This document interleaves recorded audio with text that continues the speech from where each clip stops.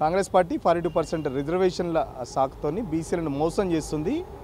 రిజర్వేషన్లు కన్ఫామ్ అయ్యేంత వరకు స్థానిక సంస్థల ఎన్నికలు నిర్వహించొద్దంటూ బీసీ జనసభ ఆధ్వర్యంలో గన్ పార్క్ దగ్గర శాంతియుత ధర్నా కూడా నిర్వహించారు. ఈ ధర్నాకి సినిమా డైరెక్టర్ ఎన్ శంకర్ అన్న కూడా వచ్చారు. అన్న ఏంటి చాలా రోజుల తర్వాత మీరు కనబడుతున్నారు, దట్టు బీసీలకు సంబంధించిన ఇష్యూలో కనబడుతున్నారు, ఏం చెప్తున్నారు? ఎప్పుడు అవసరం వస్తే అప్పుడే బయటకు వస్తా. ఎన్కౌంటర్లు జరుగుతున్న తీవ్రంగా ఎన్కౌంటర్ జరుగుతున్న 90sలో ఎన్కౌంటర్ సినిమా చేసినాం.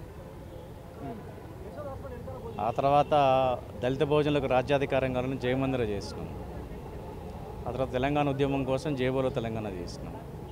సో బీసీ మూమెంట్లో బీసీలకు అన్యాయం జరుగుతున్న దాంతో మళ్ళీ దీంట్లో కూడా భాగస్వామ్యం అవుతున్నాం.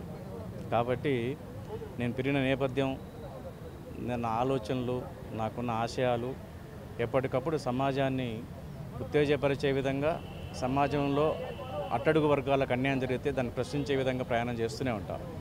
చెప్తారా అంటే మీరు ఇప్పుడు వరుసగా సినిమాల గురించి చెప్తున్నారు, బీసీల ఇష్యూ వచ్చింది, మరి దీనికి రిలేటెడ్గా ఏమైనా సినిమా తీస్తున్నారా? అలాంటి ప్లాన్స్ ఏమైనా ఉన్నాయా?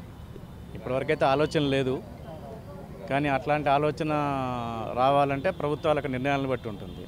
ప్రభుత్వం సానుకూలంగా స్పందించి వాళ్ళు ఇచ్చిన హామీ ప్రకారం 42% రిజర్వేషన్లు కల్పించి రాజ్యాంగ హక్కు కల్పిస్తే నిజంగా కూడా ప్రభుత్వాన్ని అభినందిస్తారు. బీసీలంతా కూడా హక్కును చేర్చుకుంటారు. వాళ్ళు ఇచ్చిన మాట కట్టుబడినారు కాబట్టి వాళ్ళకు ఒక మంచి పేరు కూడా వస్తుంది.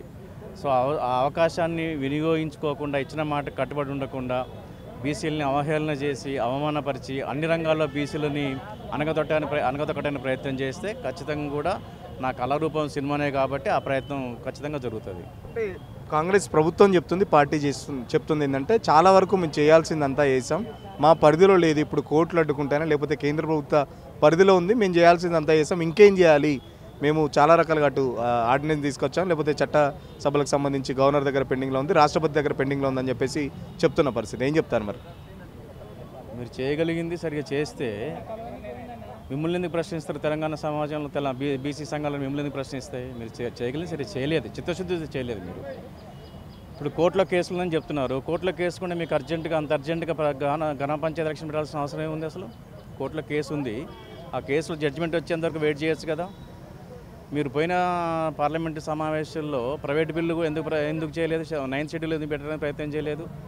కనీసం రాహుల్ గాంధీ గారు పార్లమెంట్లో ఈ కులగణన చేసాము, బీసీ రిజర్వేషన్ల కోసం ఈ ప్రయత్నం చేస్తున్నాను, కనీసం పార్లమెంట్లో ఒక వాయిస్ కూడా ఎందుకు వినిపించలేదు? ఎలక్షన్ల మీద వాటి మీద వెళ్ళిపోయి బైకాలు చేశారు తప్ప, ఓటు చోరీ దాని మీద చేశారు తప్ప రోజుల కొద్దీ. ఇంత ఒక తెలంగాణ రోల్ మోడల్ మా కాంగ్రెస్ పార్టీకి. తెలంగాణలో మేము కులగన చేసాము, బీసీలకు 42% ఇస్తామని మీరు బల్లబుద్ధి చెప్పుకున్న మీరు పార్లమెంట్ ఒక మాట మాట్లాడలేదు. దీని గురించి ఈ రోజుకి రాహుల్ గాంధీ గారు స్టేట్మెంట్ ఇవ్వట్లేదు. ఇప్పుడు ఏ రోజైతే కామారెడ్డి డిక్లరేషన్లో హామీ ఇచ్చారు, 6 నెలల్లో 42 రిజర్వేషన్ కంప్లీట్ చేసి ఎలక్షన్ పోతా ఉన్నారు. 2 సంవత్సరాలు అయింది. ప్రతి సంవత్సరం బీసీలకు 20,000 కోట్లు కేటాయిస్తున్నారు. 2 సంవత్సరాలు అయింది. ఎన్ని కోట్లు కేటాయించారు మీరు ఇప్పటి వరకు? సో మీకు చిత్తశుద్ధి ఉందని లేదు కదా, అందుకోసమే ఈరోజు సమాజం రియాక్ట్ అవుతుంది. ప్రభుత్వం చెప్తుంది ఏంటంటే కేంద్ర ప్రభుత్వం నుంచి రావాల్సిన 3,000 కోట్లు స్థానిక సంస్థల ఎన్నికలు నిర్వహించకపోతే వాపసు వెళ్ళిపోతాయి. సో 3,000 కోట్లు తెలంగాణ ప్రజలు నష్టపోతున్నారు. సో అందుకే మేము స్థానిక సంస్థలకు ఎన్నికలకు పోతున్నాం అని చెప్పి చెప్తున్న పరిస్థితి. ఈ చిన్నపిల్లగాడు విన్నా కూడా నవ్వుకుంటారు. అంటే ప్రభుత్వాలకు కానీ ప్రకటించే వాళ్ళకి కానీ అసలు ఎవరికి ఏం అవగాహన లేదని అనుకుంటారా?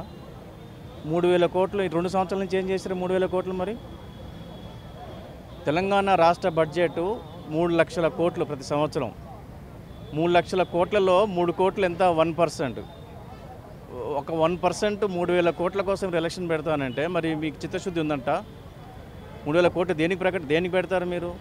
ఇంతకుముందు 2 సంవత్సరాలు ఏం చేశారు? మనం ఎందుకు స్పందించలేదు? బీహార్ ఎలక్షన్ ముందు ఎందుకు మాట్లాడలేదు ఈ మాట? జూబ్లీహిల్స్ ఎలక్షన్ ముందు ఎందుకు మాట్లాడలేదు ఈ మాట? మీరు కొన్ని సంవత్సరాల కిందే పెట్టచ్చు కదా. 3,000 కోట్లు నష్టపోతాం అనుకుంటే సంవత్సరం కింద పెట్టచ్చు కదా. మరి నష్టపోతాం కాబట్టి పెడుతున్నాం రా బాబు అంటే నిజంగా అంగీకరించే వాళ్ళం ఆ రోజు.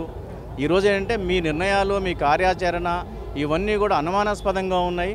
బీసీలకు అన్యాయం చేసే విధంగా ఉంది, బీసీల హక్కుల కాలు రాసే విధంగా ఉంది.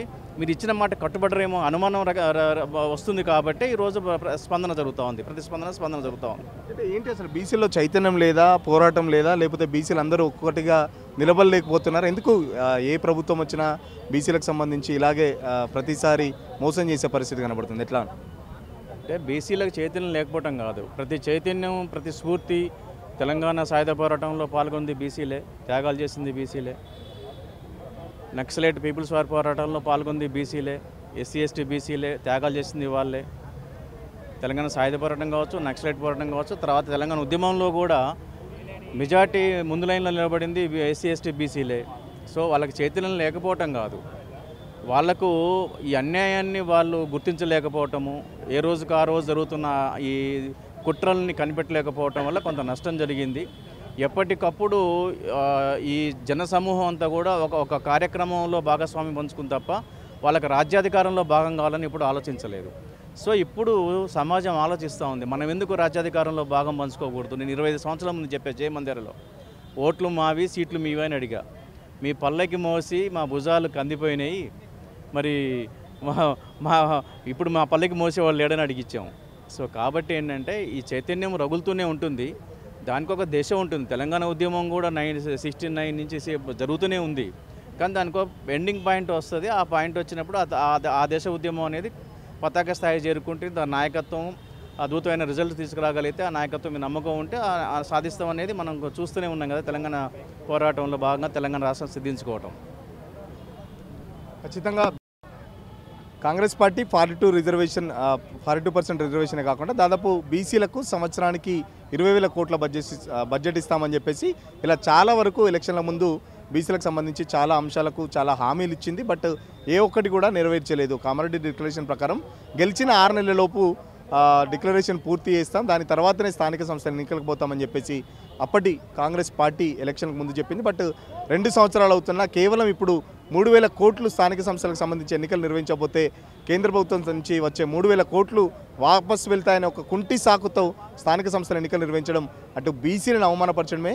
ఖచ్చితంగా తెలంగాణ ఉద్యమంలో సాయుధ పోరాటంలో ఎలా బీసీ ఎస్సీ ఎస్టీలు మైనార్టీలు పోరాటం చేశారో ఖచ్చితంగా 42% రిజర్వేషన్ వచ్చేంత వరకు కూడా బీసీలు అంతా ఏకమయ్యి బీసీలు ఒక నాయకత్వం కింద పనిచేసే అవకాశం వచ్చింది. ఖచ్చితంగా బీసీలు ఇప్పటికీ ఇక అగ్రవర్ణాల కింద పనిచేయాల్సిన అవసరం లేదు, బీసీల నాయకత్వం బీసీలే వహించాలని చెప్పేసి డైరెక్టర్ ఎన్ శంకర్ చెప్తారు. ఆ దిశగా నా పోరాటం కూడా ఉండబోతుంది. గతంలో నేను తీసిన సినిమాలు కూడా అలాంటివే ఉన్నాయి, కేవలం చైతన్యపరిచే సినిమాలు ఉన్నాయి. అవసరమైతే బీసీ రాజ్యాధికారం వచ్చేందుకు ఒక కళాకారుడిగా తన వంతు అవసరమైతే ఒక సినిమా కూడా తీయడానికి నేను సిద్ధంగా ఉన్నానని చెప్పేసి డైరెక్టర్ ఎన్ శంకర్ చెప్తున్న పరిస్థితి. వీడియో జర్నలిస్ట్ సతీష్తో సురేష్, తొలి వెలుగు కోసం.